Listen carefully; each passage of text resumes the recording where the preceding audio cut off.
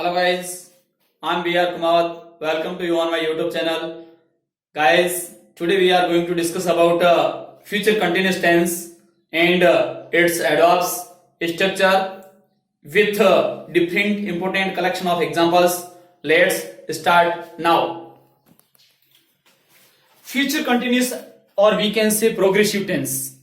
Guys, जैसा यहाँ पर नाम आया है फ्यूचर, जो अपने आप में एक काल्पनिक है, अपने आप में एक काल्पनिक है और उसके अंदर कंटिन्यूस यानी प्रोग्रेस के तौर पर जो बात चल रही है, ऐसी हम कल्पना कर रहे हैं कि इस समय यह घटना घटित हो रही होगी।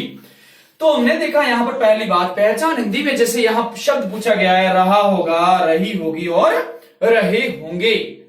अब जब बात करते हैं मुख्य रूप से कि जब कोई ऐसा कार्य जिस समय हम बात कर रहे हैं वह भविष्य में उस समय हो रहा होगा, ऐसी जब हम कोई बात करते हैं तो उसको फ्यूचर कंटिन्यूअस टेंस में हमेशा दर्शाया जाता है।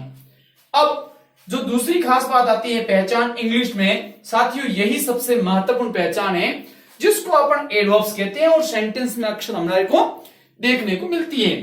तो उस समय अपने को शब्द मिलेगा एट दिस टाइम टुमारो या एट दिस मोमेंट टुमारो, कल इस समय या कल इस पल, या टुमारो मॉर्निंग कल सुबह, टुमारो नाइट कल शाम को, या फिक्स फ्यूचर टाइम दिया हुआ होता है। ऐसी स्थिति में हम हमेशा फ्यूचर कंटिन्यूअस अर्थात प्रोग्रेसिव टेंस का यूज करेंगे। अब यहां पर बात आई हमारे समक्ष हेल्पिंग वर्ब्स की।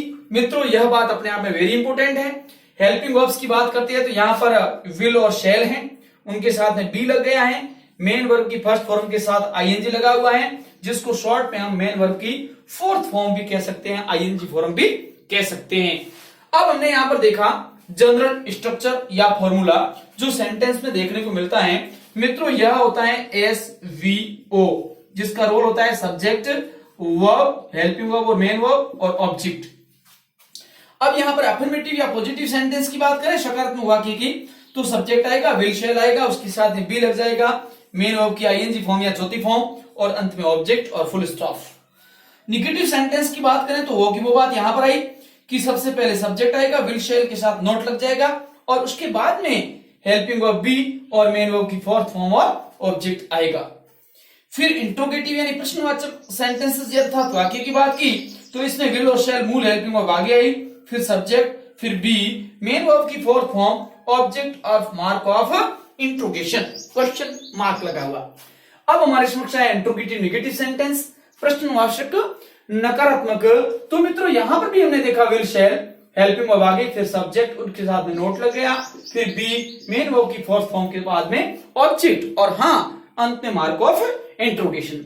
अब कोई विद्यार्थी चाहता है कि मैं फ्यूचर में इंग्लिश बोलूं या इंग्लिश सीखूं, तो सेंटेंसेस का किस प्रकार मैं हिंदी से इंग्लिश में ट्रांसलेट करके सीखूं। तो मित्रों यह सामान्य बात है। अब हम एग्जांपल देखते हैं कि राहुल कल इस समय फिल्म देख रहा होगा, तो हमने सबसे पहले लिखा है यहां पर राहुल। अब क्या है, क्या कर रहा होगा, फिल्म देख रहा होगा, तो मित्रों राहुल के साथ यहां लग जाएगा विल बी और देखने को कहते हैं वॉच और आईएनजी जुड़ गया, हो गया वॉचिंग। अब क्या देख रहा होगा, फिल्म। कब देखेगा, कल इस समय, तो हो जाएगा एट दिस, फिर क्या हो जाएगा एट दिस टाइम टुमारो। अब मित्रों जैसे ही बात करते हैं, ये तो हो गया सेंटेंस कैसा, ये सेंटेंस हो गया अफर्मेटिव यानी पॉजिटिव। अब हम चाहें इसको नेगेटिव बनाने के लिए तो क्या कर सकते हैं, कुछ भी नहीं, यहां पर एक ही शब्द का अंतर करना है, राहुल विल, और यहां पर क्या लग जाएगा, यहां लग जाएगा नॉट, और नोट लगते ही वाक्य कैसा हो गया है, ये वाक्य हो गया फटाक से कैसा हो गया, नेगेटिव सेंटेंस हो गया।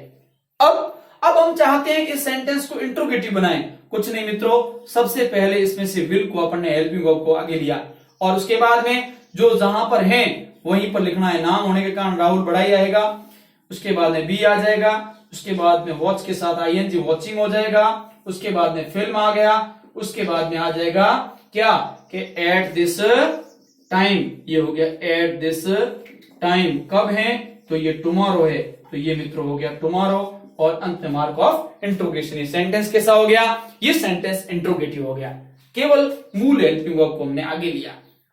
अब हम चाहते हैं कि इसको इंट्रोगेटिव नहीं, इंट्रोगेटिव के साथ साथ नेगेटिव भी बनाना है। इंट्रोगेटिव के साथ साथ क्या बनाना है, ये इंट्रोगेटिव नेगेटिव भी बनाना है। तो हम क्या करेंगे, विल हेल्पिंग वर्ब आगे हैं, उसके बाद सब्जेक्ट हैं, और मित्रों यहां पर क्या जोड़ देंगे, बोलो, नोट जोड़ देंगे, और नोट जोड़ते ही वाक्य कैसा हो गया, इंट्रोगेटिव नेगेटिव हो गया। अब हम दूसरे एग्जाम्पल से यही बात स्पष्ट करने की कोशिश करते हैं। हम कल सुबह अंग्रेजी सीख रहे होंगे, ऐसी हम कल्पना कर रहे हैं कि भविष्य में यह काम हो रहा होगा। तो साथियों हमको कहते हैं वी के साथ लग गया शैल, और बी सीखने को कहते हैं लर्न, और उसके साथ में आईएनजी जुड़ के हो गया लर्निंग। हम सीख रहे होंगे, क्या सीख रहे होंगे, तो हम इंग्लिश सीख रहे होंगे। कब, कल इस समय, कल इस समय नहीं, कल सुबह सीख रहे होंगे, तो यहां पर हो जाएगा टुमारो मॉर्निंग। अब कल्पना करो कि यहां पर सुबह का नहीं लिखा होता, शाम का होता, तो क्या करते, तो भी यहां पर बात आसान थी। सुबह का नहीं शाम का होता, रात का होता, इवनिंग कर देते, नाइट कर देते, बहुत सामान्य बातें हैं। अब ये तो हो गया अपना अफर्मेटिव या पॉजिटिव सेंटेंस। हम चाहते हैं इसको नेगेटिव बनाया जाए, तो नेगेटिव बनाने के लिए क्या किया जाएगा फ्रेंड्स, बोलो, बहुत सामान्य बात है। यहां पर हम देखेंगे वी शैल, और उसके साथ में यहां पर जो बी लगा हुआ है, उस बी से जस्ट पहले क्या लग जाएगा, नोट लग जाएगा। ये सेंटेंस कैसा हो गया, इंट्रोगेटिव। अब हम चाहते हैं इसको इंट्रोगेटिव कैसे बनाया जाए, तो फ्रेंड्स यहां पर हम देखेंगे मूल हेल्पिंग वर्ब जो शैल है वो आगे आ जाएगा, उसके बाद में वी, उसके बाद में बी, और लर्न के साथ आईएनजी जुड़ के हो जाएगा लर्निंग, और उसके बाद में हो जाएगा इंग्लिश, और शेष क्या बात बचती है, शेष रहता है टुमारो मॉर्निंग। और इस प्रकार से हम देखते हैं कि बहुत शीघ्र और आसान तरीके से यह सेंटेंस इंट्रोगेटिव बन गया। अब इंट्रोगेटिव के बाद में इंट्रोगेटिव नेगेटिव बनाना होता है, तो साथियों हमने देखा होगा, सीखा होगा कि हेल्पिंग वर्ब, उसके बाद सब्जेक्ट, और उसके बाद में क्या जुड़ जाता है, बोलो, नॉट। इस तरीके से हम डिफरेंट टाइप ऑफ एग्जांपल्स बना सकते हैं, बहुत इजी है। आओ हम अब डिफरेंट एग्जांपल से बात आगे करते हैं एक्सरसाइज के साथ। यस, फर्स्ट एग्जांपल हमारे समक्ष है, वी खालिस्तान do this work tomorrow morning. पहचान के लिए शब्द आ गया टुमारो मॉर्निंग। अब हम यहां देखेंगे वी के साथ शैल लग गया, तो वी शैल बी, और डू के साथ आईएनजी जुड़ के हो जाएगा डूइंग। तो यह काम कल सुबह हम करेंगे।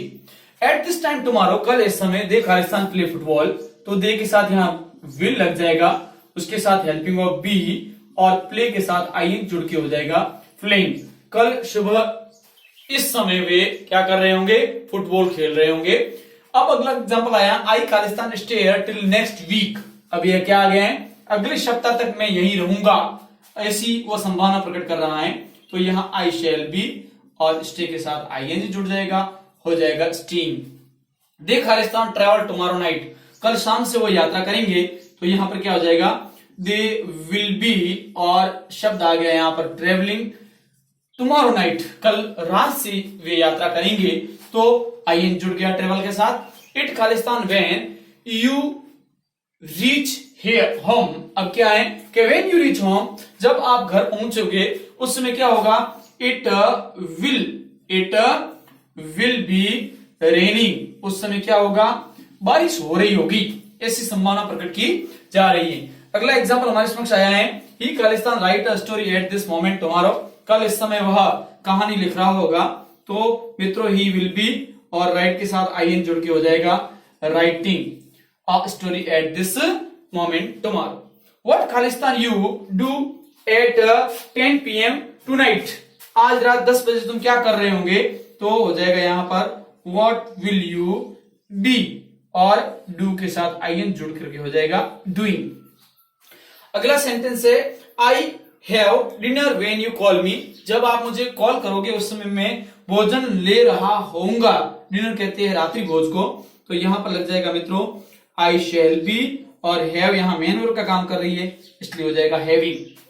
शी खालिस्तान play tennis at 10 AM tomorrow. कल सुबह वह टेनिस खेल रही होगी, तो मित्रों यहां पर जुड़ जाएगा सी विल बी, और प्ले के साथ आई जुड़ करके हो जाएगा playing tennis at 10 AM tomorrow.